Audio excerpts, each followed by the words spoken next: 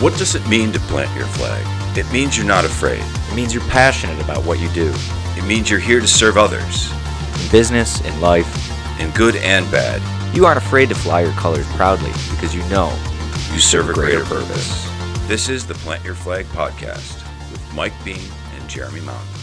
Hello and welcome back. This is the third episode of the Plant Your Flag podcast. We are here with Jenn Ickowski of Spark Fitness here in Tonawanda. We're really excited to meet you. We actually just met briefly before, but this is the first time on Plant Your Flag that we're going to be having someone that we don't exactly know. Danielle was kind enough to introduce us, and she's told us about a lot of the tire flipping and things that she's been doing with Spark Fitness, so we're really excited to hear about some of that. But thank you for coming. I hope that you're excited. I am. Yeah, I'm super excited. Thanks for having me. I know that you've been doing a little bit of this, so you should be ready to rock. You had mentioned you were just at a big conference, and you've spent some time on television, so this shouldn't be too difficult for you to sit with us here. But this is the third episode. If you want to go back and check last episode, Mike was with Jared Weber from Bradley Tree. And ultimately, you know, this podcast, if it's your first time listening, we're just trying to raise a little bit more awareness of some of the amazing people around Western New York who decided to plant their flag and own a business, and hear a little bit of the story behind how it started and where it's going. And so I guess we can get right into it here with Jenn from Spark.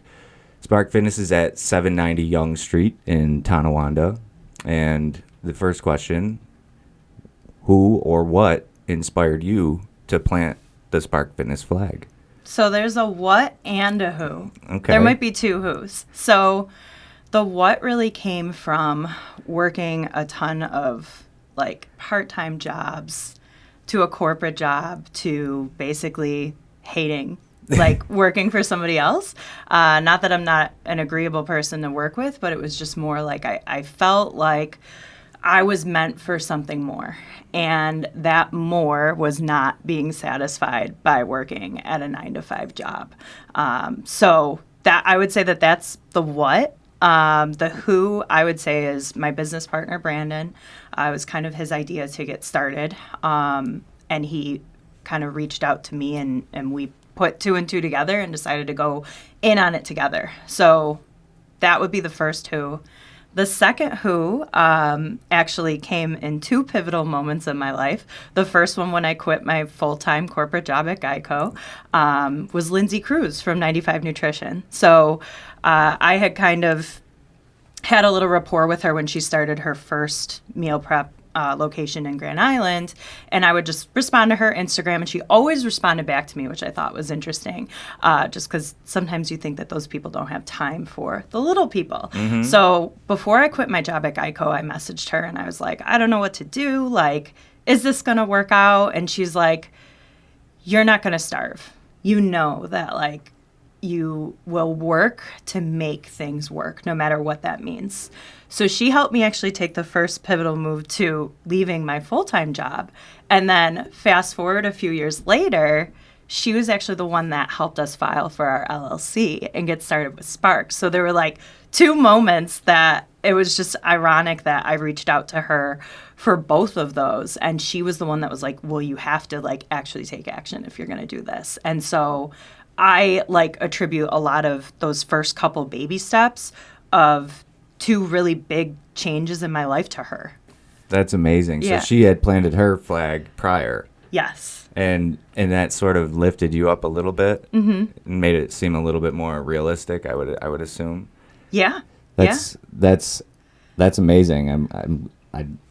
I feel like that's I don't know, but I feel as though nobody can really do it without that person telling them they can. Exactly. And she was like that person that I kind of saw go from one really small location to super successful. And so, you know, they always say that, like, if you want to be somebody that you're not, you have to talk to people that are kind of already in that space. And so I felt like she was the right person to go to at the time. Definitely. Yeah. That's amazing. Love to hear that stuff. That's inspiring. Now, to back it up a little bit, before you met her, what was it, you know, growing up? Was there any moment that you forecasted this sort of business ownership lifestyle when you were, kind of growing up and even maybe before Geico?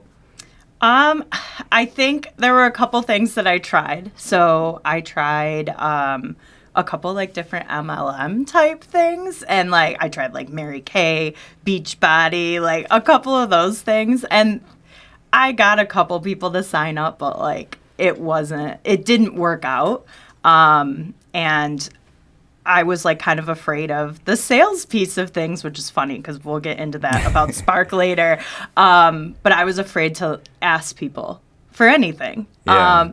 And so I knew I could do it, but there was like a disconnect. It was either like the how to do it properly that I think really got me hung up. So I usually ended up just kind of like quitting doing those things. And then later on, I actually had worked for another gym that was a similar concept to what Spark is today.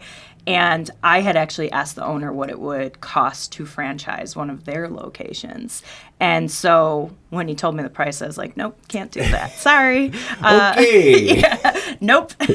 So I had that idea in my mind a little bit later on once I did work in the gym space. So I think once I worked for them, I knew that that was something I was really passionate about and enjoyed doing for a job. And so then it kind of just worked out that I ended up opening Spark. That's amazing. What types of qualities do you feel that you have that other people may have or may not have that you feel helps you and guides you through, the many meandering roads of owning a business? Honestly, Liz, you're going to laugh. High functioning anxiety and ADHD is definitely part of it. So I think for me, I've always just been somebody that has always wanted to do more. Like even when I worked at Picasso's for like my whole adult childhood, from like 17 to 24 through college. And I swear every day, because I would like cut the onions, cut the peppers, do all those kinds of things. I was like, how can I do it faster tomorrow? And every day was like that. And even if sometimes I'd have orders of like 200 subs that I'd have to make before lunch even happened. I'd be like, how can I cut all those things and make all those before lunch even starts? And I didn't even want anybody to help me. Like I was like, we're just going to be better at this every day. And I feel like that's still who I am today. I'm like, how can I be better than I am today? Like every day. That's who I am. That's really interesting. And do you feel like, some of that develops into a sort of a leadership style that is beneficial to owning a business? That's sort of leading by example almost? Yeah, I think that like leading your team and showing them like who you need to be and how you need to be is super important. You can't just tell somebody that they have to do something a certain way. You kind of got to show them. Yeah, show don't tell is something that we talk about a lot here, and that's, I feel like people sometimes won't do it by themselves, and until they see someone doing it, that sort of lights that fire and kind of gets into that. And obviously being in the gym space, there's a lot of motivation, inspiration that must occur to keep people coming to your gym, or else they will leave your gym and not pay the bill for your gym. So, to kind of get into a little bit of that Spark Fitness flag story, how did the idea sort of go from, okay, maybe I can do this, to, okay, I'm doing this? Well, long story short, the gym that I was working for shut down because of COVID. And my business partner he was just a member at that gym. And he knew me because I was the front desk girl.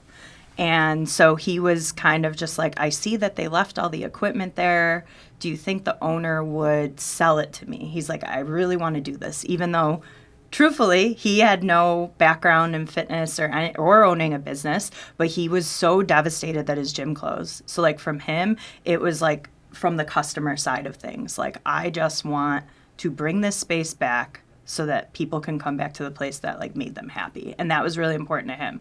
So I was like, here's the owner's info. Like, good luck getting a hold of him. Yeah. And then he did. And he did get a hold of him. And it went from, okay, negotiating for the equipment to we got to get a lease, we got to file for the LLC, all that kind of stuff. And it was, how I describe it is the old way of like when the Bills weren't good and they had to get in the playoffs, and it was like, this has to happen. Like 8 different things have to happen for them to get in the playoffs. That's how I felt about us being able to get all of the little pieces together to actually open the building. Because I was like, what if we don't get approved for the lease? You know, we have to have the LLC. We got to get insurance. We have to do all these things. And if one of these things don't work out, it's not going to work for us because we did not take a loan out to start.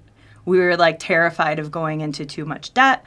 I luckily got like a little bit of money from my parents, but not basically enough to cover the equipment costs, nothing else. And luckily, ignorance, I thought that's all I needed to get started. I don't think I ever would have gotten started if I knew how much it was actually going to cost. Yeah. So, yeah, it was like a little trial and error of like what's going to keep happening, or what expenses are we going to have to pay for along the way. And honestly, there were some that I had no idea I was going to have to pay for. Yeah. Some of those obstacles, do you feel overcoming those obstacles or having to overcome those obstacles, do you feel that made you a stronger leader, stronger business owner? Yes. So I think that goes back to like Lindsay saying you're not going to starve. Like I was so committed to doing whatever it took to keep going, because for me, this not working out would have turned into either going back to a job like Geico that I hated, and like I can't live with that. So like I still can't live with that thinking about it. So for me, it's just like, this is it. There is no other options. This is what I'm doing. That's that tenacity, and that I feel like almost like you had said, high functioning anxiety or like that fear that fuels you to sort of keep going and not stop. So I had seen a lot of positive reviews about Spark Fitness. Some of the things I saw: family, fun, oozing. What do I have here? Oozing energy.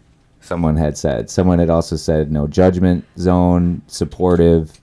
What do you think helped build that culture, that family? You know, how do you do that this quick? Because I know you had mentioned it's only been 3 years, I believe you said, going on 3 years. Yep. You know, how do you build something like that from a cultural standpoint that quickly? I think that it just comes down to who me and my business partner are, and the people that are our employees. And honestly, even the customers that come to us are really a right fit. Like, we don't just, not that we won't accept anybody, but there is definitely like a period of like, hey, is this going to fit for you? And is it going to fit for us? It's almost like a two-way interview when we take on clients. Like, it's not a box gym where you can just go in and sign up. It's more like, hey, this is what we have to offer. This is our mission and what we want to do. And is that a right fit for you? So it really is like a two-way interview. So I think it's the people that come to Spark chose to be there. We didn't just like force them into coming there. Yeah, because I can remember going and getting the tour and sort of getting sold versus something that seems to be a lot more of a community where people are coming in and sort of joining a community, not only joining a gym. You know, in the beginning of Spark Fitness, you know, has it changed? Has it stayed the same? What did it look like in the beginning, you know, versus, you know, going on 3 years today? I would say, like, our head trainer, actually, Alex, he has also been with us since inception, and he also worked at the old gym. So it's kind of funny because we have this, the old gym is what we'll call it. A lot of initial members came from that gym. And honestly, when Brandon and I started it, we were like, if we just bring back the old place, like all of those old members will come. And they didn't. There was like, you know, maybe 40 people out of the list of 1,000 that we had that we were like, we were going to get more. They're going to come. And then they didn't. But I think just having like those strong values from the start with like me, Alex, and Brandon has been like a big reason like of like who we are today, but even from the beginning. But I also think in the beginning we were trying so hard not to be that other gym. Like I painted the walls the exact opposite color of like they had red. And I literally hate the color red. So I painted it blue because that's like one of my favorite colors. And blue just gave more of even like a calming effect. Like even when people came in, they're like, this is like really, like it feels good to be in here. So even when you walk into the space, it's just like not loud. They used to have like big words of decals like on the walls that was just like almost shouting at you. And if you look into the psychology of like colors with like logos and stuff, red is more of like a power color and blue is more of like that calming. But I think in the beginning we spent so much time trying to be like, we're not them. And it took a while to retrain our members that did come from that gym to be like, hey, we really liked A, B, and C of what old gym did, but there's also room for improvement in these other areas, and we're going to try things to make it our own. And it really has developed into something a little bit different over the last couple years. We added indoor cycling. So that's something that the other gym didn't have, which has also gotten us into a bunch of other events, which is super awesome. In addition to that, we changed like the layout and the format of our workouts slightly too. And we've done that a few times. So I think it really took us a couple years of trying things out to really figure out like what worked for us and what we wanted and what was different from what they were doing before. And then like what we're doing now. That's amazing. Tell us a little bit about some of you had mentioned that the cycling had gotten you into some other things. Yes. So the cycling, that's a whole nother story, but if you have heard of Biker Bar, they're a cycling studio, and they had a fire back in October of 2021, which was a couple months into us being open. And I basically reached out to the owner and I was like, hey, I know I don't know you. I was like, but we're new and we could use some help, like getting some people in here, kind of getting our name on the map. We'd be happy to let your clients use our space for like credits that they had with you. They had a couple gyms doing that with them. And then I also said, like, you can start teaching here if you want to teach some classes. So she did, and we still have like a good relationship today. She was actually just with us for the Pride Parade over the weekend. So that's one of the events that we got into was the Pride Parade. It is one of my most like favorite events of the year. Like we get to be on a float. Even just the time in the parking lot building the float is so much fun because all of our staff is there, and then any of the other clients that want to walk with us are like coming with us. So that is like one huge event that we do. The other one is called Ice Cycle. I don't know if you've heard of that one, but it's at Riverworks, and it's a fundraiser for cancer research. Oh, that's amazing. I did see some photographs of that, I think. Yep. So this was technically our second year as our own studio doing it, and we raised $60,000 for cancer research in 4 months this year. Wow. So super cool. There's 150 bikes on the ice, and we get to teach like on the stage, and sometimes it's snowing during the session. So that's pretty awesome. Cool. You don't usually get to bike out in the winter. I did have a professor once who would bike every day to Buff State in the winter, and he'd be late a lot.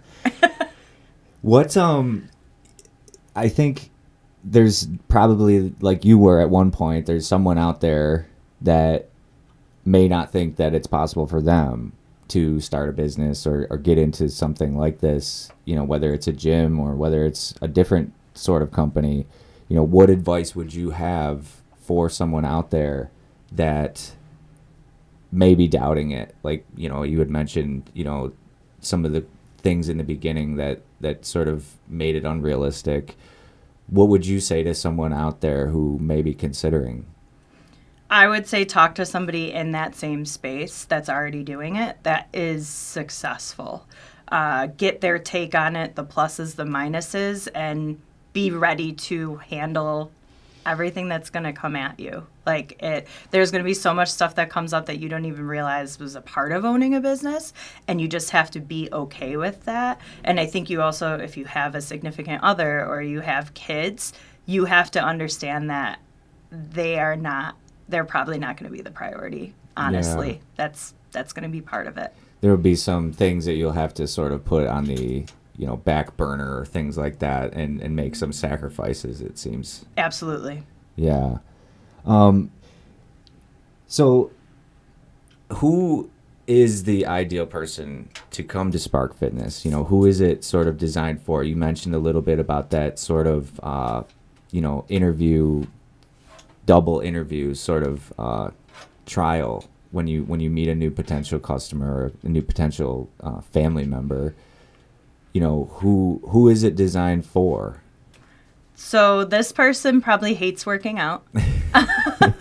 We'll start with that. I was one of those people too. In fact, a lot of times I tell my clients, I know what you're going through because I am you. Right. Was you. So they probably don't like working out. They can't do it on their own.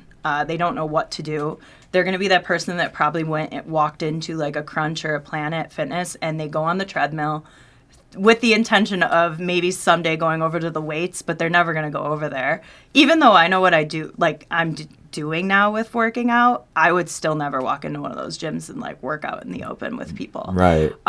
So they need some guidance. They need somebody to tell them what to do, to motivate them. And they honestly probably need the class times and actually booking a time to come to just hold them accountable to actually showing up. Without any of that, it makes it really, really hard for them. And they probably like the social aspect too. A lot of people that either did sports usually do pretty well. Team mentality. Yeah, the team mentality. Or even if they haven't, they may just be somebody that's like, I have no idea what I'm doing and like I need help. So I would say that that's a big part of it. And then a lot of people avoid working out if they're injured or depends on the injury, but they're afraid because they have some limitations, and we pride ourselves on actually helping people work around those limitations or build up their strengths so that they can, do those moves. A lot of times I get people that come in and they're like, my knees hurt, like I can't squat. And so our trainers are able to actually work with them on that as opposed to just being like, well, you can't work out because you can't do this Tough it up thing. Yeah. If you can't handle it here, you're going to have to find another gym. Exactly. So as far as like the philosophy or, perspective that you have personally on, if someone out there was trying to make that lifestyle change or get fit or sort of get on the horse or make that change in their life and feel better, because we've seen, like I mentioned in all the reviews, over 100 reviews of people that spoke to this exact, change that they have found within themselves.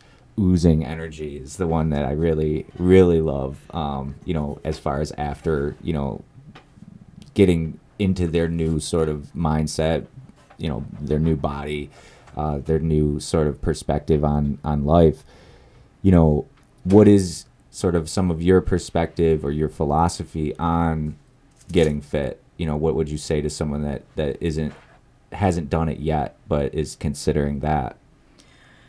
Well, 90% of my day is thinking of ways to keep people motivated and keep people coming in. So I think one is motivation is just an excuse to tell yourself to stop when you're not motivated. So like when somebody comes to me and they're like, I just have no motivation, then I'm like, okay, I already know the conversation I'm going to have with them in about 5 weeks because they're not going to be motivated. You are only motivated when you might look in the mirror one day and you're like, oh my God, I hate the way I look. And then you forget about it. And it's too late. Yep. I feel like that's kind of the mindset of like, oh, now I've passed the point of no return sort of thing. Right. And so like getting out of that mindset, it's really a retraining. So I think people need to understand that whatever results they're looking for is going to take a lot longer than they think it is, and usually that's an emotional thought they're having, not a factual thought. So there's a lot to be said about, that obviously the emotional side of like losing weight or getting in shape is there. So you have to address it, but you also kind of have to teach people to understand that like they're really actually not thinking logically, right? Which can be really hard. I would say expect that it's going to take a lot longer than you think it would. And you have to be consistent. Like, even when you don't feel like it, even when you go on vacation, you have to, like, kind of prep yourself to make sure that you're still doing all the things that you promised yourself that you would, and you have to, it's not going to end. Like, you don't. It is never ending. It's never Like, going to end. Yeah. That's something that I always sort of accepted at one point, because after playing sports and being forced into working out with a team, there was that period after college where it was like, oh, I had that moment where I looked in the mirror and I was like, okay. And it was sort of, I was able to kind of realize that, and as I've gotten a little older, 34 now, and like, if I'm not doing something, I'm getting weaker, I'm getting more frail, my body doesn't feel as good, my mind doesn't feel as good. And the older I get, I guess the more I realize how necessary it is to stay active, stay fit. But it's that mindset of knowing, like, if I don't do anything, I will sort of wither away almost. So that's really interesting to hear. And what would you say is the biggest challenge, keeping someone motivated when they don't see the results quick enough, or they don't feel like it's making a difference? Do you feel that happens mentally first before the physical changes occur, or do you feel like that the physical sort of recognition and change that they see then flips it into the mental side? Yeah, like, I think the hardest part is that everyone's going to see some immediate results in those first few weeks, like, almost no matter what they do, and they'll get on this high of like, oh, I feel so great, and then all of a sudden, like, something will happen. One thing in their life will throw them off, and so I think it's just important to continue to remind them that, like, those things are going to happen and no one expects them to be perfect, that they just really, there's going to be some weeks where you do the bare minimum, and then there's going to be other weeks where you overperform, and so, like, those kind of cancel each other out.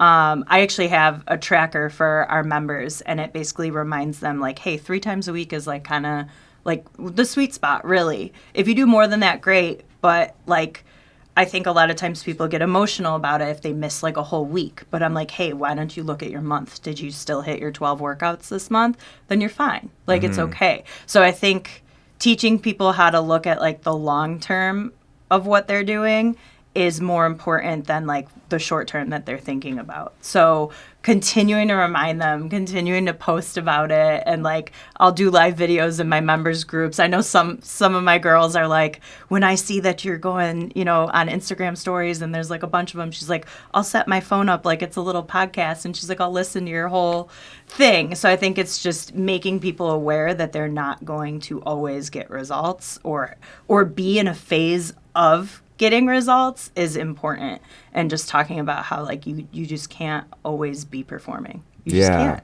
I had a coach once, Brusso, actually, Sean Brusso's uncle, Matt, when I was like 13 and just starting to lift weights, and at one point I dropped a bar on my nose. It was like 85 pounds on the bar, and I'm like, but I remember when he was sort of first teaching us, he had said something that I kept with me every time I went to the gym. When I walked in, he would say, Mountain, you training to gain or you training to maintain? And so that's kind of a little thing in my head if I do go into the gym, which I haven't in too long, but I would think that. Am I trying to gain, or am I just here to maintain and keep that sort of consistency going? Now I need to get back into the gym, but I do ride my bike around the city a lot to try and get some blood flow through my body. What do you feel separates Spark from other gyms? I think, like, our commitment to always be evolving and getting better and staying engaged with our members. I mean, truly, like, 90% of the conversations I have with my partner are about, like, okay, how can we get this person back in here? Like, why aren't they showing up? Like, we run reports on frequency. We've been doing giveaways each week for attending 3 times a week. Just more so rewarding the positive behavior, instead of just always trying to be negative and being like, hey, haven't seen you in a while. I did that for a long time. People know me for sending them, like, the eye emoji, like the side eye emoji, and then being like, hey, where you been? And, like, sometimes people actually message me and they're like, I haven't been in because of A, B, and C, because they know that like I'm going to reach out. And I think still personally getting that from the owner is a huge deal. And I just don't know how many other gyms out there are really actually doing that. And we work with a coaching business specifically for that reason, so that they can help us keep things fresh and like continue to engage our members and do better and better. And they're always providing more. So I'm like, oh my gosh, they just gave us all this extra stuff to do. And now we have to implement it. But it's so nice to have a gym specific marketing and coaching business that already knows what works. And then all we have to do is implement it. So I think just continuing to always try to get better and not just kind of stay flat and the same. Yeah. That's amazing. If there was one thing that you would want someone listening or watching to remember about Spark Fitness, what would that be, would you say? Oh, that's a tough one. I would just say that, like, come give us a try. Like, we're not going to bite your head off, and we're going to be open and understanding to whatever your situation is. Even if you think you might not belong, like, you'll find a good place there, and you'll probably make some friends when you're in there. Yeah. How can someone sign up, or is there, obviously you guys have a website, social media, I would say if you could let us know, where to find that, and if there's any, ways to sort of just try it out or things like that. Yep. So right now we do a 2-week trial for $49 for unlimited classes. So that's kind of the best way. We'll actually give them a complimentary goal setting and nutrition consultation and an in-body scan with that 2-week trial. So like if they are really serious about the results side of things and don't just want a gym that provides workouts, then like we're the right place for them. But 2 weeks is more than enough time for them to make a decision. So that is on our website, which is sparkfitnessbuffalo.com. And that's really like the best way. They can sign up right on there. We have an app to book the classes as well. So super easy to get started and get going. Amazing.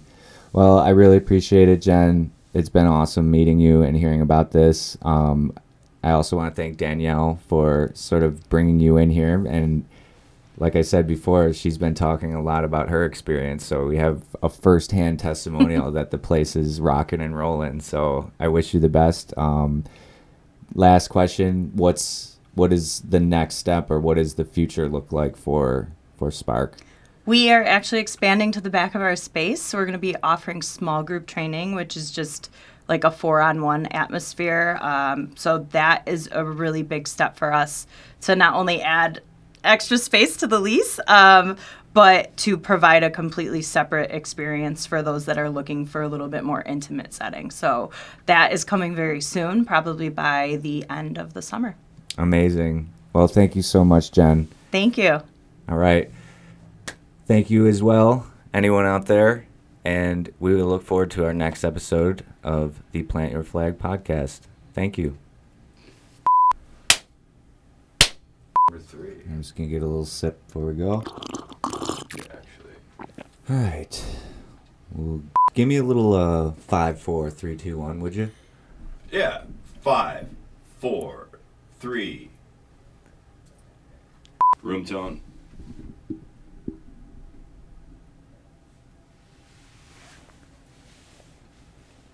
All right, cut.